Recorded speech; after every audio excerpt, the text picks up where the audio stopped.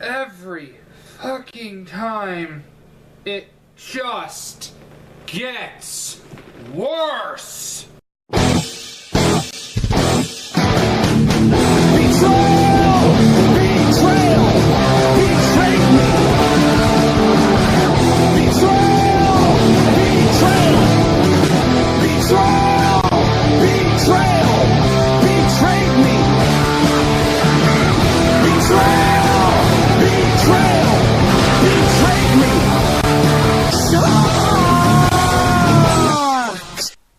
Remakes are a very touchy subject. Some can be very good, others can be massive, colossal piles of shit like Godzilla 98. Out of all the franchises to remake, Godzilla should be one of the easiest. A tale of humanity's arrogance creating or awakening a godlike creature that wreaks destruction upon us. The monsters themselves representing various concepts: nature, revenge, war, etc. Not only is it a pretty easy way to convey a more meaningful, deeper message, but you can also very easily entertain the casual moviegoer. City destructions and monster battles help keep the casual audience's attention, while also serving as a way to get the greater metaphors across to those who notice them. And the Godzilla franchise is probably the one that wrote the book on it. Sure, you can attribute King Kong for inventing the monster with meaning, but it was the original Gojira that really hit the nail on the head and perfected it. Godzilla was a walking atomic bomb, devastating and destroying everything in his path, shrugging off everything that the military threw at him. Hell, he was only defeated by a greater superweapon than the atomic bomb. Compelling stuff can be told with such a ridiculous concept. And it shouldn't really be that hard to adapt Godzilla to an American audience. Well, one would fucking think anyway. Here, what sample? You're standing in it. I don't see it. Where is it?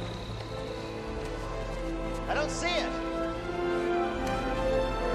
There's no other way of saying this. Godzilla 98 is just bad on a fundamental level. If it's not disrespecting the source material, which it does very, very often, it's even failing at the fundamental basics of storytelling. But to truly understand just how bad this is, not only are we going to have to take a detailed look into the film, we're also going to have to give some backstory about how the film came to be. The idea of an American Godzilla movie has been tossed around since the early 80s, but nothing really came of it until 1994 when Speed director Jean de Bont came up with a script that would feature a Godzilla that was created by the Atlanteans as the last hope for Earth, and he would be battling a shape-shifting alien known as the Griffin. De Bont wanted about $130 million for the project, but Sony and TriStar didn't want to put that much money into the film. Ironic, considering that the 98 film cost about $125 million, and I believe it went a bit over budget, and it cost about $130 million. Of course, the incredibly shameless and massive marketing campaign probably put it a little bit over that. I mean, seriously, you could not escape this film's marketing. Plus, de Bont's idea would be somewhat used to help relaunch another popular kaiju with great success. But enough of that. Let's finally dig into Godzilla 1998. The movie opens up with giving us a false sense of hope as it shows a pretty good opening credit sequence of a nuclear bomb test before cutting to a surprisingly good sequence of a Japanese fishing boat being attacked.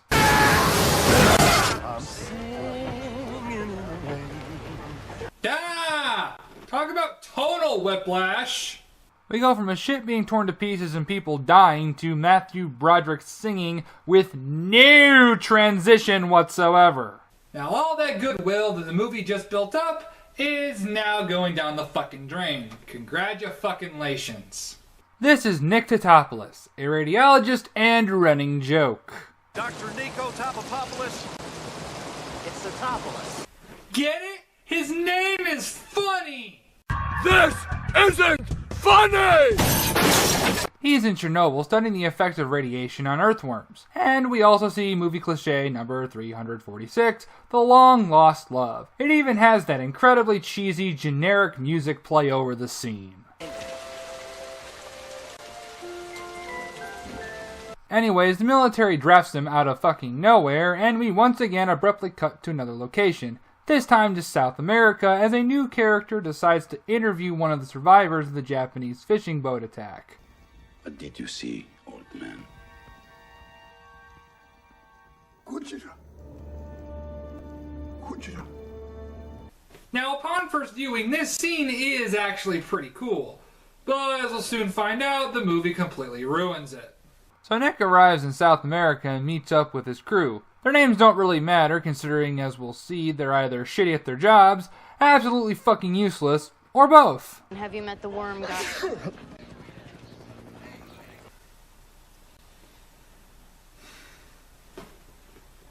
Well, that's pretty stupid. We once again awkwardly cut to another location, this time Manhattan, and meet the worst character in the movie, Audrey and her friend. You think I should ask him? No. I'm gonna ask him.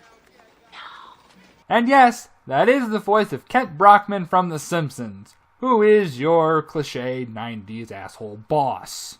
It's your choice. Not even 20 minutes in and it's already showing how fucking dated it is. And we come to the first major problem of the film. Its constant use of padding. There will often be stretches of events that the film tries to make it seem like important things are happening, but in the grand scheme of things, it's all pointless, boring filler that doesn't even help move the plot along in any significant way.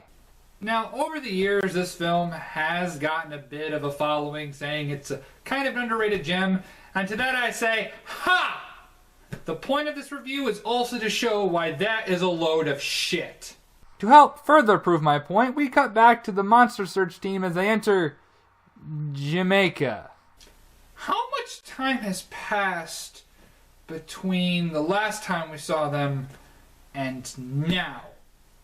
However, the movie decides to crank up the stupid meter just a little bit more by showing us the Japanese fishing boat from the beginning of the movie that was attacked and it has washed up on shore, mangled up to shit, in Jamaica, despite it was stated to have sunk near French Polynesia. Damn continuity! Damn it to hell! And of course, we have yet another awkward transition to another fishing boat being attacked.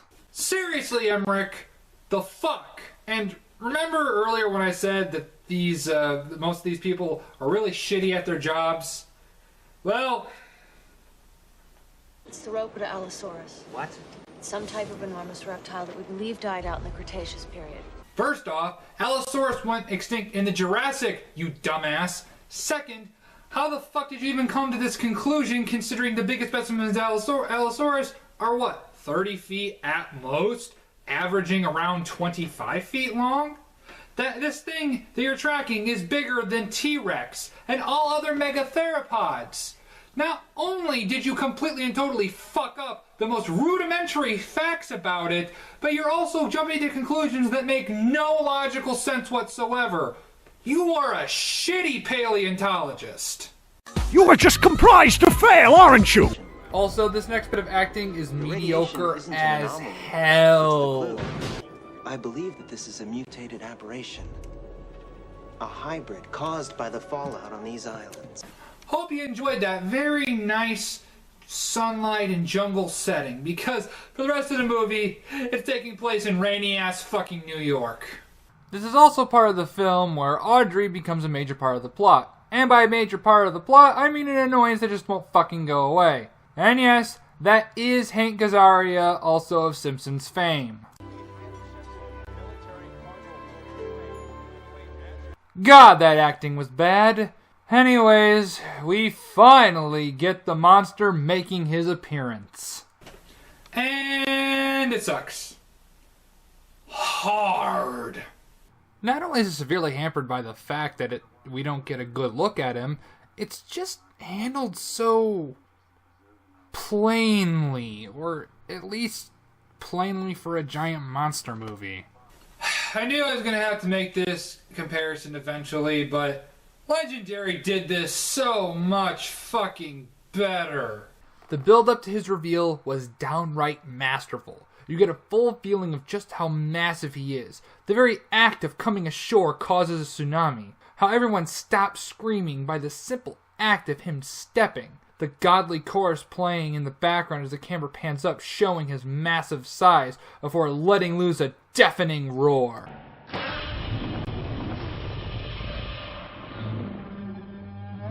That is how you reveal the undisputed king of the monsters, not this retarded shit.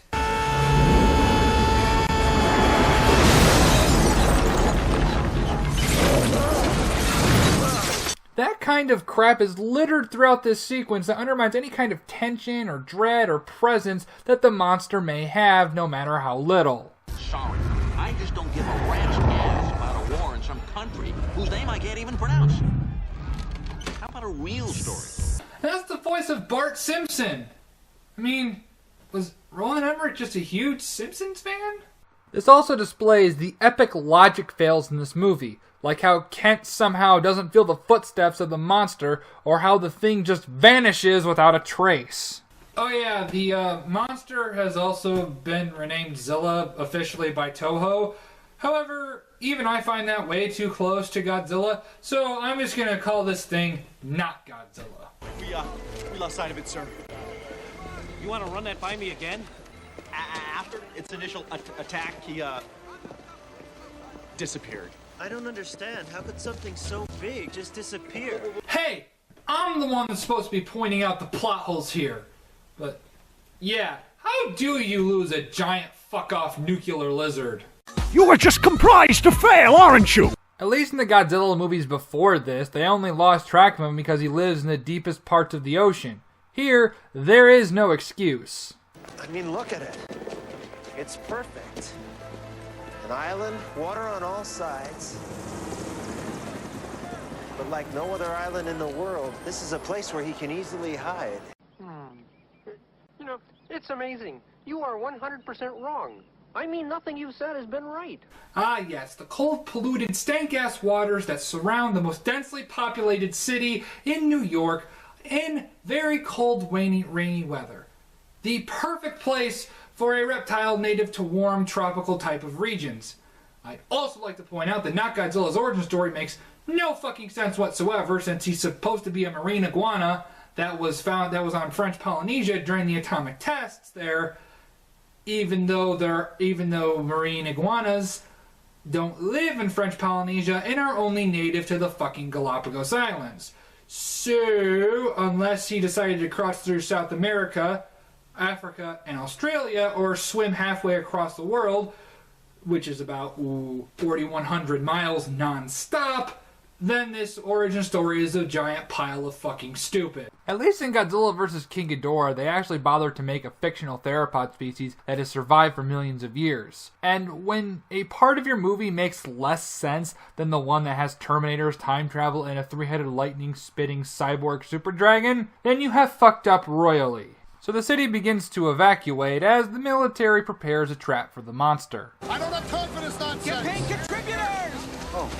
Ladies and gentlemen, I share your concerns. Oh, yeah, there are these two stupid Siskel and Ebert jabs because they didn't like Emmerich's last film, Independence Day. They don't really contribute much to the plot. They're just there to look like fucking idiots. So after a bunch of stupid shit and stupid things being said, We have a strong reason to believe it may be hiding inside one of the buildings within the restricted area. But you don't know for sure. Well, that's pretty stupid. they find a tunnel that, for some reason only known to dolphins, didn't give any seismic activity at all while it was being dug. How in the fuck is that possible? Come on, people, it's not that hard. So they come up with the idea of luring the monster with its favorite food, that being fish, and we get the most infamous line in the movie. That's a lot of fish. You know, it'd be one thing if that line was funny, but it's not. It'd be one thing if the line was delivered in some kind of maybe entertainingly awkward way, but it's not. It's actually the perfect representation of this entire movie. It's pointless, stupid, contributes nothing, isn't funny in the slightest, and it's just a waste of fucking time. So here we are. Time for the full reveal of the monster. And by Arceus does it suck. Like, not even trying. And then, of course, there's the obvious. It looks nothing like Godzilla at all. Way to piss off the fans even more than you already have, and completely alienate your audience by making this Godzilla not look like Godzilla in the fucking slightest. And the sad thing is, the debunked Godzilla was designed by the legendary Stan Winston and actually looked like Godzilla, but did a few things different at the same time. Unlike this piece of shit, which turns the most iconic movie monster of all time into a ripoff of the T-Rex from Jurassic Park. That, and the film tries to present this type of majestic feel to not Godzilla, but utterly fails because the audience would still be trying to wrap their heads around this asinine design change. Though I guess, to be fair, the CG looks a little better here, and the initial erupting from the ground is kind of cool. Of course, this is all thrown out the window as soon as the action scene starts. And trust me when I say that it is a sight to behold. So the military starts firing, and somehow, NotGodzilla enters Matrix bullet time and dodges the missiles. Well, that's pretty stupid. Unleashes an atomic belch because, let's get rid of everything cool about Godzilla. Then, one of the most illogically put together chase sequences happens. How, you say? Well, let's examine it in great detail. First is the fact that none of the fucking pilots ever bother to fly over the buildings and decide to fly in a single file line despite having the capability to do so. This, of course, makes the pilots look like a bunch of incompetent dick breathers. And on top of that, the military can barely hit them worth a shit, causing more damage to the city than the damn monster, who can, apparently, Mario hop on buildings without them collapsing. I mean, because, why the fuck not? I mean, it's not like the thing weighs an impossible amount, and of course, they only send 3 motherfucking helicopters, despite the fact that they showed us having more fucking helicopters. Oh, and let's not forget how NotGodzilla teleports around the fucking city like he's goddamn Nightcrawler, and somehow, some way, unknown to man, outsmarts trained military strategists and pilots. I think we got him. Oh yeah, here comes Kool-Aid, here comes Kool-Aid, gonna save the day. Because let's make everyone a fucking moron. Because we can't make the giant monster a fucking threat. Oh no. We need to make everyone, and I mean everyone, a fucking idiot. Jesus fucking Christ. This is a prevalent problem through the film. The only way for the plot to move forward in any manner is for either A, almost everyone to be a mouth-breathing, dick-whistling fucktard, or, as we'll soon find out later, jump to conclusions with no logical basis whatsoever. The motherfuckers don't even do the logical thing and box the monster in and unleash ballistic hell on him. Then again, knowing this movie, NotGodzilla could probably just turn incorporeal, and then the missiles would hit the helicopters, and he would just vamp out using his teleportation powers. And it's kind of sad that Gamera 3, a movie that was made for a fraction of this film, has better, more convincing CGI. And again, to be fair, Gamera 3 also has better CG than Shin Godzilla. So Nick gathers some flesh samples that were blown off of NotGodzilla, and we get a very inappropriate joke. He did all of this, and we did nothing to him. Oh, that's not true. We fed him. Asshole. People died and buildings were destroyed. Now isn't the time for jokes. Oh, and NotGodzilla disappears after mounting the Chrysler building. All we get is a shitty Kralls dissolve. Because, yeah, of course.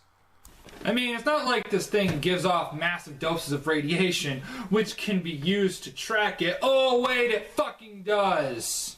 Nick and Audrey finally meet up after Nick buys some pregnancy tests. Okay? And by God, this is an assault of awkward and stilted acting. It's good to see you, Nick. So you made it. What? You're a reporter, huh? No, that's good. That's good. That's what you always wanted. You know, it's clear Matthew Broderick is trying. He really is, but he's just not given any good direction or any good material to work with, which is a shame because he can produce a somewhat decent performance when he's given good stuff. Then, of course, we get this. He's pregnant. Well, that's pretty stupid. I mean, how did Nick know that would work? The pregnancy tests are meant for humans, not nuclear fuck-off lizards. And how did Nick suspect that not Godzilla was pregnant in the first damn place? See, this is what I mean about characters jumping to irrational conclusions with no logical basis for it whatsoever. At least when the SDF found that Destroyer was vulnerable to cold temperature attacks, it was because they tested it on micro-oxygen. Why would he travel so far? But it makes perfect sense. The fuck it does. Not anymore. Especially considering Godzilla knows that there are things that will shoot things that explode at it and potentially kill its offspring. So why the fuck would it ever stick around with such a huge threat? Especially considering this isn't some sort of ancestral nesting ground or anything. The thing is from the fucking Galapagos. So why isn't it going to the fucking Galapagos? So Audrey steals a top-secret videotape to advance her own career and, of course, throw Nick under the bus in the process. And remember, we're supposed to like her. It also takes a special kind of retarded not only to label a videotape top secret in fucking red marker, but also leave it lying around in the open and, I don't know, storing it somewhere safe. The military actually decides to do something smart and brings out the Armada and actually bothers to search the underground tunnels. Of course, only to ruin it by not bringing Geiger counters with them, but also not hearing the giant fucking monster breathe and make growling noises.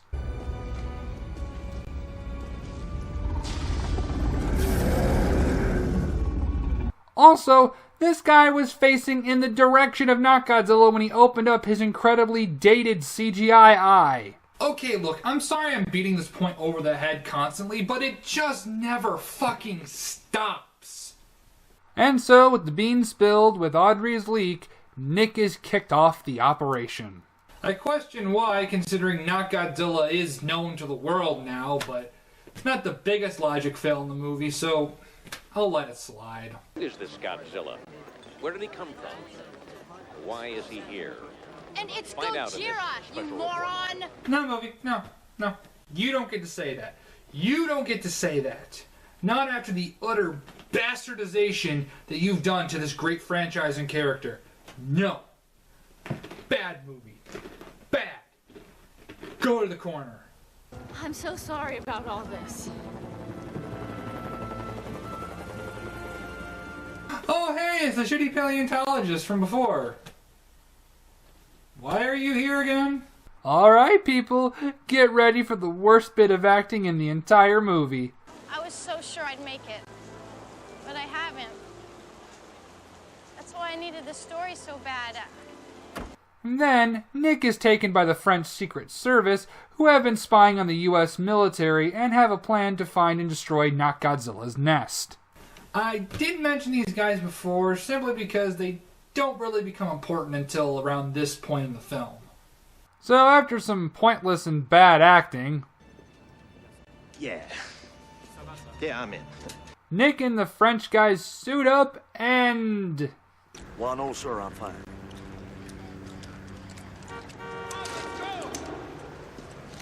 All right, keep it moving. Oh, thank you very much. No. Just...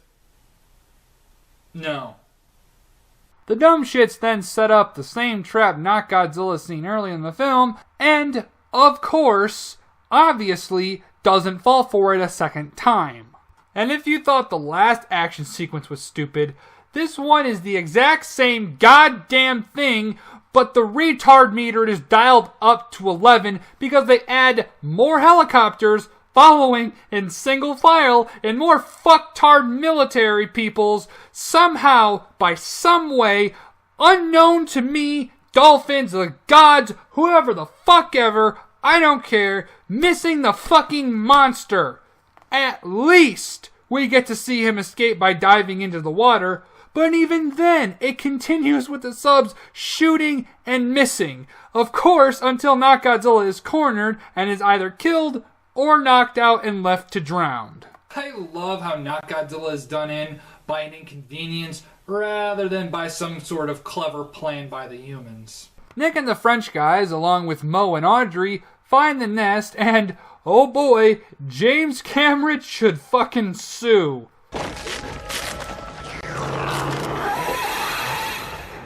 And, of course, that's not the only vastly superior movie this rotting pile of tuna decides to rip off. God, I'd be rather watching Jurassic Park 3 or Alien Covenant right now.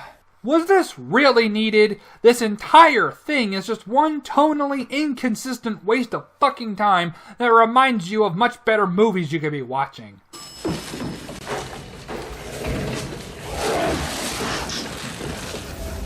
Wrong floor.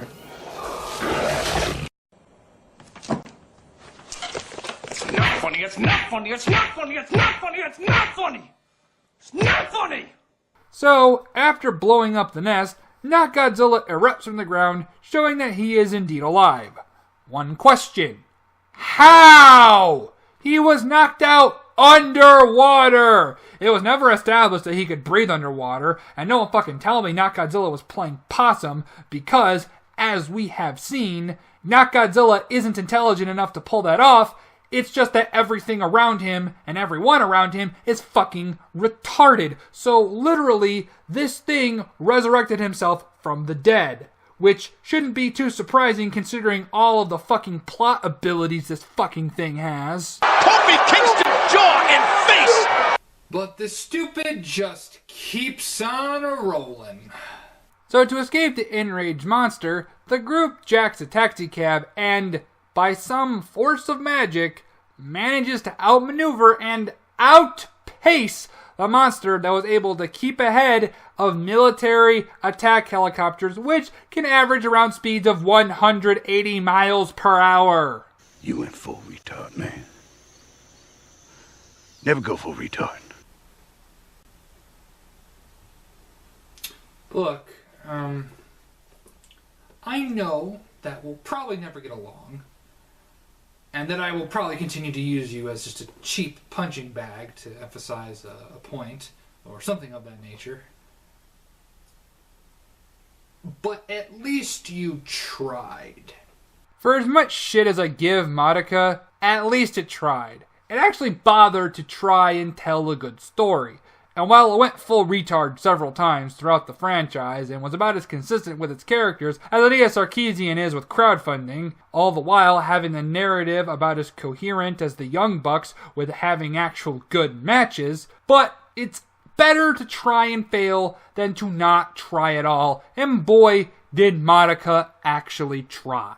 Unlike this retarded mess that doesn't even attempt to keep with its own continuity. Why in the fuck is Godzilla having trouble catching this old, shitty taxicab with 200,000 miles on it when an entire arsenal of tanks, machine guns, rocket launchers, and attack helicopters were easily outmaneuvered and outsmarted without even fucking trying? To all the people in that following that I mentioned earlier in the video who use the argument that this movie is a more realistic interpretation of the character, kiss my motherfucking ass. Because there's asking me to suspend my disbelief that a giant nuclear fuck-off iguana can exist, and then there's asking for the movie to insult my motherfucking intelligence by presenting shit that fucking Godzilla vs. Hedorah would laugh at. After yet another chase scene,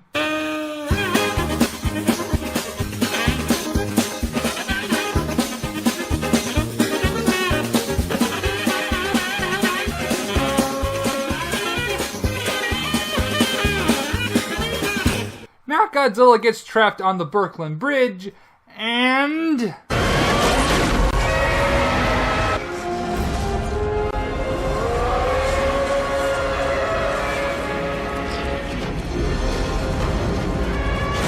yeah, I don't even need to explain why this is fucking retarded.